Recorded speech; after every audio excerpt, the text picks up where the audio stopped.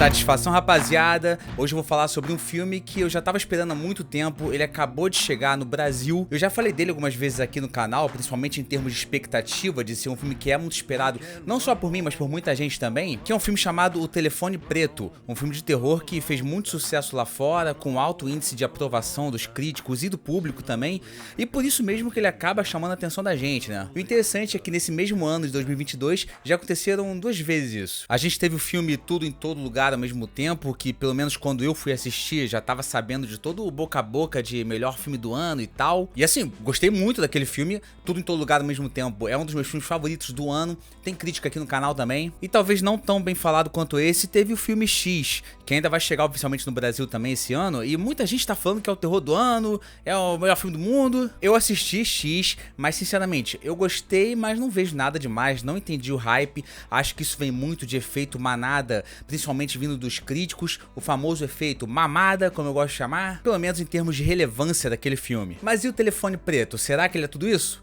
Bom, eu sou o Gustavo Brasil, seja muito bem-vindo ao meu canal. Se você ainda não for inscrito, já conhece meu trabalho, ou então gosta desse tipo de conteúdo muito focado em filmes e séries, principalmente filmes, né? Sinta-se muito à vontade para se inscrever aí embaixo, é só apertar o botãozinho vermelho aí e vamos lá. Então, eu acabei de te dar dois exemplos de que eu não sou afetado pelo efeito do hype. Mas o meu pé atrás com esse filme aqui, O Telefone Preto, ele tava mais focado na premissa do filme, sabe? Que é o seguinte, ele se passa lá no final da década de 70, na cidade de Denver, onde uma série de sequestros de crianças está acontecendo cada vez mais. O serial killer do filme é interpretado pelo Ethan Hawke, não existe mistério quanto à identidade do personagem, que eventualmente acaba levando o Finney, que é o nosso querido protagonista. É uma história do Joe Hill, que é o filho do Stephen King, também tá no roteiro desse filme, obviamente. Eu nunca li nada do Joe Hill, eu sei que ele escreveu também Doutor Sono, que assim, a adaptação, o filme pelo menos é um saco, mas sou muito fã do Stephen King, então eu já dou um crédito ao Joe Hill só por ser filho dele, só por ser o príncipe. Mas o que chama atenção inicialmente, seja de forma positiva ou negativa na premissa desse filme, é a subversão dele. Quando o moleque tá preso no cativeiro lá, ele começa a receber chamadas no telefone,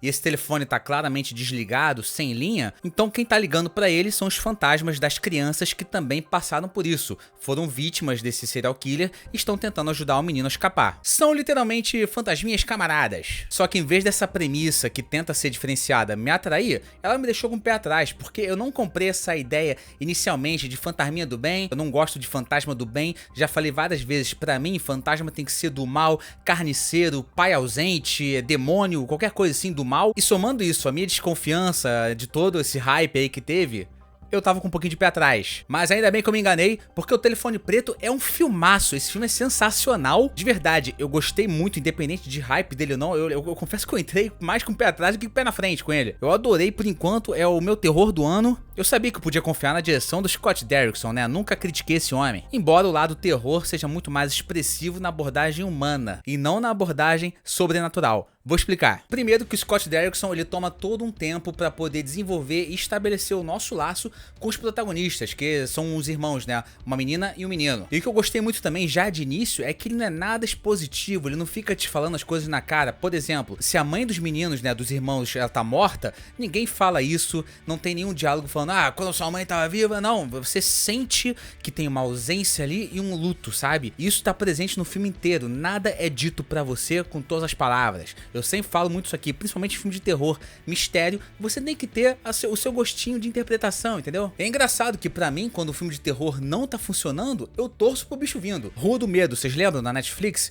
Eu torcia muito pro bicho matar todos aqueles adolescentes lá, porque eu não gostava de ninguém. Mas justamente pelo cuidado que o filme teve em desenvolver os protagonistas sem abusar dos clichês, que assim, conscientemente ele tem esses clichês, e ainda abordando esse cuidado de forma prática, sem parecer que tá perdendo tempo com dramas baratos só pra criar empatia, é o que faz esse laço ser forte. E é por isso que você borra de medo nesse filme. Porque, curiosamente, a parte menos assustadora, e eu vou falar muito sobre isso aqui, é a parte sobrenatural dele, os fantasminha. Tudo bem, se você pensar que os fantasmas estão do nosso lado, eles estão ajudando o nosso protagonista, não teria por que tentar ser assustador. Mas eu vou te provar aqui, se você viu o filme, você vai entender também, que o filme tenta sim assustar com as aparições desses fantasmas. E o Scott Derrickson, ele faz uma coisa também que é muito legal, que é bem o sexto sentido, onde esses fantasmas, né, essas vítimas anteriores, estão com o ferimento aparente lá, o ferimento que levou elas à morte, né? Então se o moleque levou um tiro na cabeça, tem um buraco na cabeça do moleque. Eu acho muito interessante esse tipo de design. Inclusive tem até jump scare com algumas aparições desses fantasminhas camaradas, e é por isso que eu tô falando que existiu a tentativa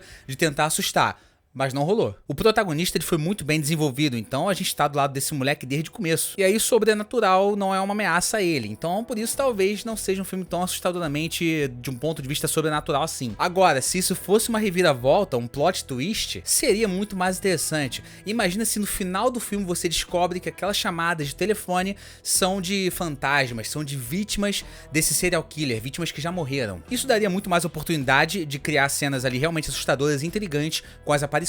Mas olha, isso eu me refiro só às aparições dos fantasmas, porque o personagem do Ethan Hawke é muito assustador. Esse cara é assombroso. Ele dá um cagaço real, não só pela grande atuação do Ethan Hawke. Ethan Hawke tá demais nesse filme. Ele já é feio, né, o Ethan Hawke, então também já ajuda isso, mas tem a máscara dele que é sinistra. E aí sim, com os ingredientes certos na mão, o Scott Derrickson consegue sim criar tramas, né, momentos assustadores. Primeiro que ele fez o filme A Entidade, também com o Ethan Hawke, que é um filme bem intrigante e assustador. Inclusive, nesse filme Telefone Preto, ele até pega emprestado algumas coisas da Entidade, onde ele aborda algumas cenas de memória com filtro de filmagem antiga, que é uma coisa que rolava muito em Entidade, só que ali tinha um propósito que realmente o personagem do Ethan Hawke naquele filme encontrava fitas perdidas. Mas eu gostei muito também dessa estética proposta nesse filme. Dá um medinho, né, quando o filtro é antigo, sei lá. Bota o filtro antigo aqui em mim.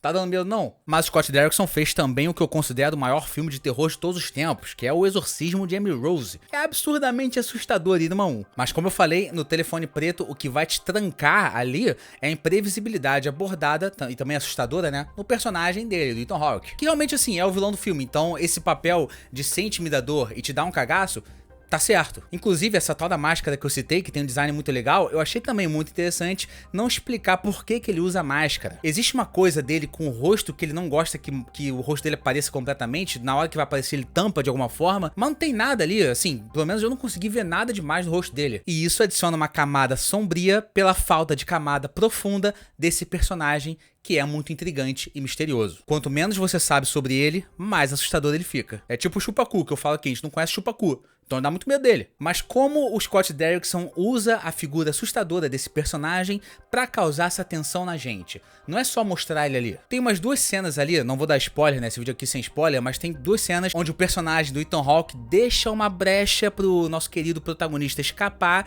e aí o protagonista recebe uma chamada pelo telefone falando, cara, não vai, isso é uma armadilha, se você for, vai dar Beyblade. E aí o que o Finney faz? Mesma coisa que eu e você faríamos. Ele tenta escapar. Então cenas como essa, onde o moleque basicamente foi avisado que vai dar merda se ele for ali, quando ele tenta ir, você fica trancado, fica até sem ar. E é o tipo de coisa que parece boba falando assim, mas funciona muito, porque o filme consegue ser inesperado, mesmo te dizendo o que vai acontecer, mesmo te dizendo o que esperar dele, o que esperar daquele momento. Se for ali, vai acontecer isso. Então quando ele vai, você fica, caraca, o cara avisou, então capaz de acontecer o que falou pra acontecer. E justamente por ele ser pouco explorado. Quando o Ethan Hawke não tá ameaçador, ele parece indefeso e esquisito, mas é impossível confiar nele. A cena mais pesada do filme, ela se passa fora do enredo do terror, do enredo do sequestro, dos fantasmas também. É uma cena ainda no começo do filme.